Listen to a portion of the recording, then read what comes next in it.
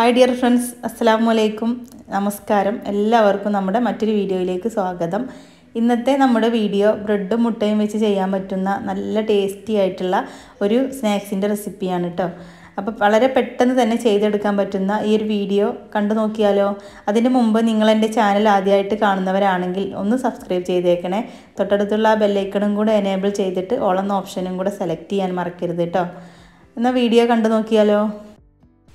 ഇതുണ്ടാക്കാനായിട്ട് ഞാനിവിടെ ഒരു 8 slice bread എടുത്തിട്ടുണ്ട്. നോർമൽ സൈസിലുള്ള 8 സ്ലൈസാണ് എടുത്തിട്ടുള്ളത്. ഇനി ഇതൊരു ബൗളിലേക്ക് ചെറുതാക്കിയിട്ട് കട്ട് ചെയ്തിട്ട് കൊടുക്കാം. ഇപ്പോൾ വീഡിയോയിൽ കാണുന്ന അത്ര ഒരു ചെറുതാക്കിയിട്ട് കട്ട് ചെയ്ത് കൊടുക്കാം.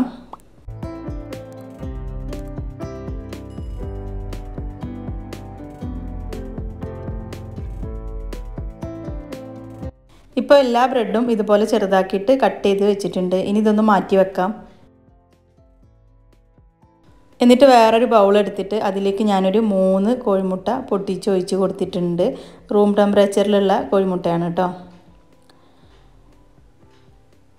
പിന്നെ ഇതിലേക്കൊരു 1/4 കപ്പ് ഓയിലും കൂടെ ഒഴിച്ച് കൊടുത്തിട്ടുണ്ട്. സൺഫ്ലവർ ഓയിലാണ് ഒഴിച്ച് കൊടുത്തിട്ടുള്ളത്. എന്നിട്ട് ഇത് രണ്ടും കൂടെ ഒന്ന് മിക്സ് ചെയ്തെടുക്കാം. ഇനി ഇതിലേക്കൊരു 1.5 കപ്പ് പാലും കൂടെ ചേർത്ത് കൊടുക്കാം. ഞാനിപ്പോൾ ഇത് തിളപ്പിച്ചെടുത്തിട്ട് ചൂടാറിയിട്ടുള്ള പാലാണ്. നിങ്ങൾക്ക് അങ്ങനെ വേണമെങ്കിലും ചേർത്ത് കൊടുക്കാം കേട്ടോ. തിളപ്പിക്കാതെ വേണമെങ്കിലും ചേർത്ത് കൊടുക്കാം, കുഴപ്പമൊന്നുമില്ല. പിന്നെ ഇതിലേക്ക് 1 ടീസ്പൂൺ ചുവന്ന മുളക് ചതച്ചെടുത്തത് ചേർത്ത് കൊടുത്തിട്ടുണ്ട്. പിന്നെ ഒരു 1/2 ടീസ്പൂൺ കുരുമുളക് പൊടിയും കൂടെ ചേർത്ത് കൊടുത്തിട്ടുണ്ട് കേട്ടോ. ഇതിലേക്കൊരു 1/2 ടീസ്പൂൺ ഉപ്പും കൂടെ ചേർത്തിട്ടുണ്ട്. പിന്നെ ഒരു സവാള ചെറുതാക്കിയിട്ട് കട്ട് ചെയ്തത് ഇട്ട് കൊടുത്തിട്ടുണ്ട്. പിന്നെ ഒരു ക്യാപ്സിക്കത്തിൻ്റെ ചെറിയൊരു ഭാഗം മാത്രമേ എടുത്തിട്ടുള്ളൂ കേട്ടോ. കറക്റ്റ് കണക്കൊന്നുമില്ല, നമ്മുടെ കയ്യിലുള്ളതിനനുസരിച്ചിട്ടൊക്കെ ചേർത്ത് കൊടുക്കാം. അപ്പോൾ അതും കൂടെ ചേർത്തിട്ടുണ്ട്. പിന്നെ ഒരു ചെറിയ തക്കാളി, അതിൻ്റെ കുരുവൊക്കെ കളഞ്ഞിട്ട് ആ ഒരു തൊലി മാത്രം ഇങ്ങനെ ചെറുതാക്കി സ്ക്വയറിലാക്കിയിട്ട് കട്ട് ചെയ്തിട്ട് അതും കൂടെ ചേർത്ത് കൊടുത്തിട്ടുണ്ട്. പിന്നെ കുറച്ച് ചിക്കൻ ഫ്രൈ ചെയ്തെടുത്തതാട്ടോ. ഇത് കയ്യിലുണ്ടെങ്കിൽ ചേർത്താൽ മതി, വേണമെന്നൊന്നുമില്ല, നിർബന്ധമൊന്നുമില്ല. കഴിക്കാൻ ഒന്നും കൂടി ടേസ്റ്റ് ഉണ്ടാവും. അപ്പോൾ ഞാനിവിടെ ചിക്കനും കൂടെ ചേർത്ത് കൊടുത്തിട്ടുണ്ട്. പിന്നെ ഒരു 2 സ്ലൈസ് ചീസ് ചെറുതാക്കിയിട്ട് കട്ട് ചെയ്തിട്ട് അതും കൂടെ ഇതിലേക്ക് ചേർത്ത് കൊടുത്തിട്ടുണ്ട് കേട്ടോ. ഇനി ഇത് എല്ലാം കൂടെ ഒന്ന് മിക്സ് ചെയ്ത് കൊടുത്തിട്ട് നേരത്തെ കട്ട് ചെയ്ത് വെച്ചിട്ടുള്ള ആ ഒരു ബ്രെഡ് ഉണ്ടല്ലോ, ആ ഒരു ബൗളിലേക്ക് നമുക്ക് ഈ ഒരു മിക്സ് ഒഴിച്ച് കൊടുക്കാം. ബ്രെഡിൻ്റെ എല്ലാ ഭാഗത്തേക്കും ഇതാവുന്നത് വരെ തന്നെ നല്ലോണം മിക്സ് ചെയ്തെടുക്കണം കേട്ടോ.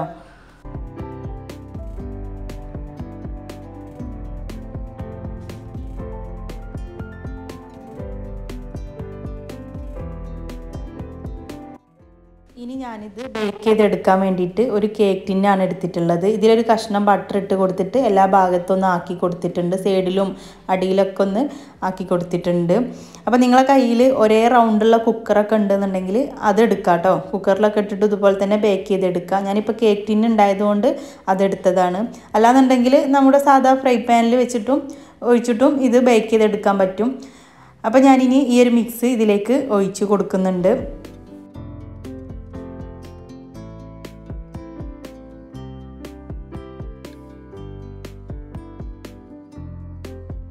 എന്നിട്ട് ഇതുപോലെ ഒന്ന് അമർത്തി കൊടുത്തിട്ട് ലെവൽ ചെയ്ത് കൊടുക്കുക കേട്ടോ. എല്ലാ ഭാഗത്തേക്കും ഒരേപോലെ തന്നെ ആവുന്ന ഒരു രൂപത്തിൽ ലെവൽ ചെയ്ത് കൊടുക്കുക.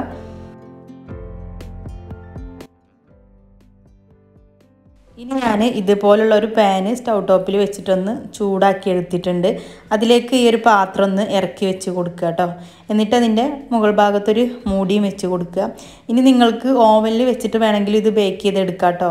അപ്പോൾ ഓവനിൽ വെക്കുന്ന സമയത്ത് ഈ ഒരു പാത്രത്തിൻ്റെ മുകളിൽ ഫോയിൽ പേപ്പർ എന്തെങ്കിലും വെച്ചിട്ടൊന്ന് കവർ ചെയ്തിട്ട് വെച്ച് കൊടുക്കുന്നതാവും നല്ലത്. അല്ലാന്നുണ്ടെങ്കിൽ എന്താണെന്നറിയോ, അതിൻ്റെ ആ മുകൾ ഭാഗം ഒന്നിങ്ങനെ ഹാർഡായി പോയ പോലെ ഉണ്ടാവും കേട്ടോ.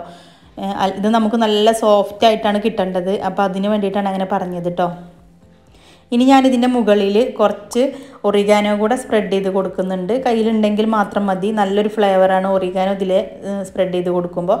അപ്പോൾ അതിന് വേണ്ടിയിട്ട് ഞാൻ ചേർത്ത് കൊടുത്തിട്ടുണ്ട്. ഇനി ഇതൊന്ന് മൂടി വെച്ചിട്ട് ഒരു 25 മിനിറ്റ് വരെ ഒന്ന് വേവിച്ചെടുക്കാം. ഒരു 2-3 മിനിറ്റ് തീ ഒരു മീഡിയം ഫ്ലെയിമിൽ ഇട്ട് കൊടുത്തിട്ട് പിന്നെ ലോ ഫ്ലെയിമിലാക്കി കൊടുക്കുകയാണ് കേട്ടോ നല്ലത്. അല്ലെങ്കിൽ പെട്ടെന്ന് തന്നെ ഇത് അടിയിൽ പിടിക്കാൻ ചാൻസ് ഉണ്ട്. അപ്പോൾ അത് ശ്രദ്ധിച്ചിട്ട് ചെയ്യാം. ഇപ്പോൾ ഒരു 25 മിനിറ്റ് കഴിഞ്ഞപ്പോൾ ഞാനിതിൻ്റെ മൂടി ഒന്ന് തുറന്ന് നോക്കുകയാണ്. ആ സമയത്ത് ഇത് വെന്ത് വന്നിട്ടുണ്ട് കേട്ടോ. ഇനി നമുക്കിതൊന്ന് ചൂടാറിയതിന് ശേഷം ഈ ഒരു പാനിലേക്ക് തന്നെ ഒന്ന് കമഴ്ത്തി കൊടുക്കാം. അപ്പോൾ ഞാൻ ചൂടാറുന്നതിൻ്റെ മുമ്പ് തന്നെ കമഴ്ത്തി കൊടുത്തതുകൊണ്ട് കുറച്ച് അതിൻ്റെ അടിയിൽ ഇങ്ങനെ ഒട്ടി പിടിച്ചിട്ടുണ്ടായിരുന്നു കേട്ടോ. എന്നാലും കുഴപ്പമൊന്നുമില്ല. അപ്പോൾ ഇതുപോലെ ഞാനിതിലേക്കൊന്ന് കമഴ്ത്തി കൊടുത്തിട്ടുണ്ട്. എന്നിട്ട് 2-3 മിനിറ്റ് ലോ ഫ്ലെയിമിൽ ഇട്ടിട്ട് തന്നെ കുറച്ച് സമയം കൂടെ ഇതുപോലെ ഒന്ന് മൂടി വെച്ച് കൊടുക്കാം.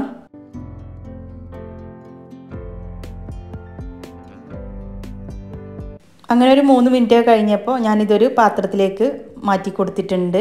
ഇനി ഒന്ന് ചൂടാറിയതിന് ശേഷം കട്ട് ചെയ്ത് കൊടുക്കാം കേട്ടോ.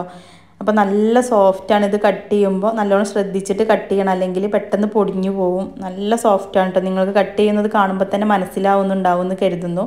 അപ്പോൾ ഞാനിപ്പോൾ ഇത് 8 പീസായിട്ട് കട്ട് ചെയ്തിട്ടുണ്ടായിരുന്നു.